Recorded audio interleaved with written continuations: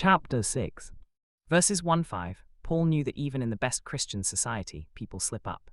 The danger all those who are trying to live the Christian life is that they are prone to judge the sins of others harshly. Paul says that when not if a person does slip, the real Christian duty is to get them on their feet again. The word overtaken in verse 1 literally means caught, which may imply the person was actually seen committing the sin, or that he was caught up or snared by the sin itself. Those who are spiritual are those believers who are walking in the Spirit, who are filled with the Spirit, and evidencing the fruit of the Spirit. Paul says that these people are to restore this person. The word he uses to correct lays the stress not on punishment, but on the cure. It means to mend or repair and was used of setting a broken bone or repairing a dislocated limb. Heb 12:13. The process of restoration is outlined in Matthew chapter 18. We are to do this in the spirit of meekness. We are to compare our achievements not with the work of our neighbors, but with what our best would have been. When we do that, there can never be any cause for conceit. Choice. In this passage, Paul speaks of bearing burdens. Burdens are extra heavy loads, which here represent difficulties or problems people have trouble dealing with.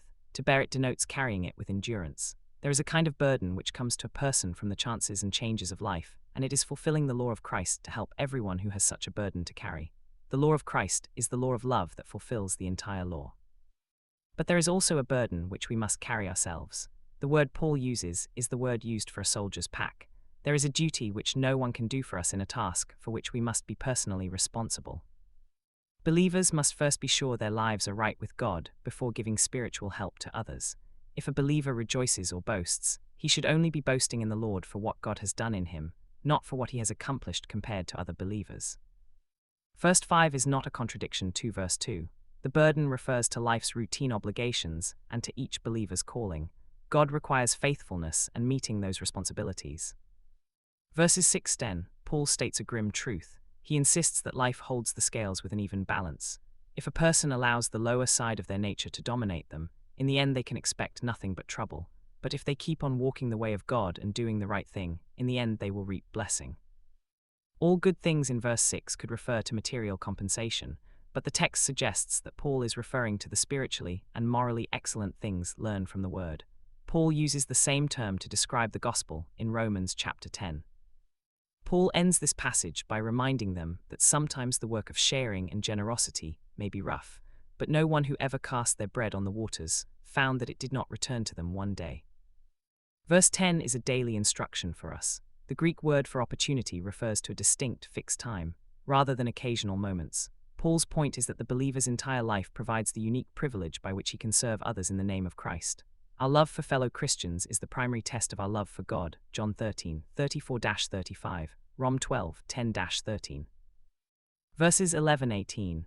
This closing section of the letter is Paul's final rhetorical attack against the Judaizers' doctrine and motives. It is also a positive statement of his own godly motives in preaching the true gospel.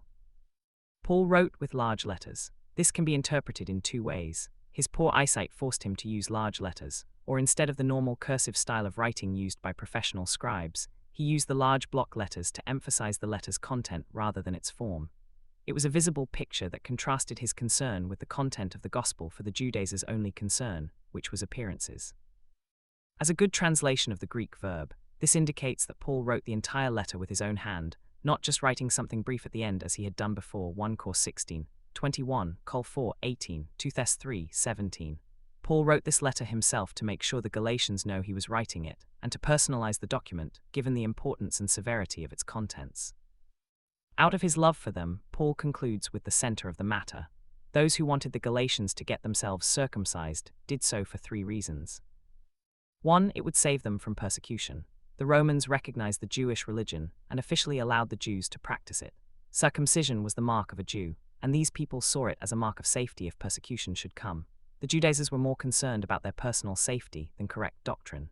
They hoped to avoid social and financial ostracism from other Jews and maintain their protected status as Jews within the Roman Empire. 2. By circumcision, and by keeping the rules and regulations of the law, they were trying to put on a show that would win the approval of God. Paul was certain that nothing man could do would win that approval, and he points them again to the cross. 3. The ones who wanted the Galatians to be circumcised did not themselves keep the law.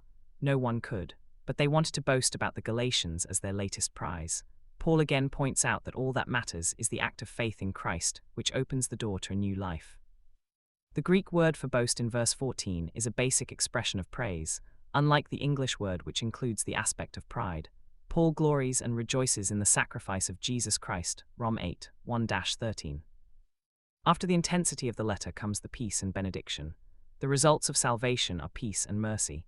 Peace is the believer's new relationship to God, and mercy is the forgiveness of sins and the setting aside of God's judgment. PSA 25:6, Dan 9:18, Matt 5:7, Luke 1:50, Rom 12:1.